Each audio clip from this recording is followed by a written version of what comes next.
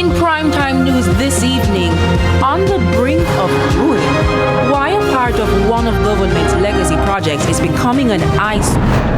Disciplinary hearing for embattled firefighter pushed back, but will his stunt in Halfway on Tuesday cost him his job?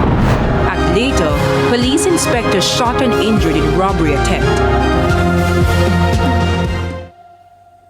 Good evening and welcome to Primetime News. We're on air and online at onespotmedia.com. I'm Giovanni Dennis. And I'm Janella Precious with a preview of what's to come in business news. Here's Javon Keys. Thanks, Janella. You know, it's Wednesday, so we'll have the latest gas prices and a hint. There are some mixed movements. I'll give the details a little later on.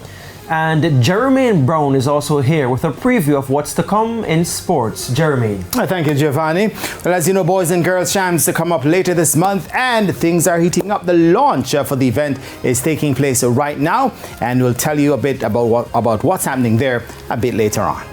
There's also sports commentary, E-Prime, and weather in this newscast. But before the break, the feedback question. This evening we're asking, what's your reaction to the Reggae Boys' performance against Trinidad and Tobago? You can share comments online, facebook.com at Television Jamaica, and tweet us at Television Jam 1.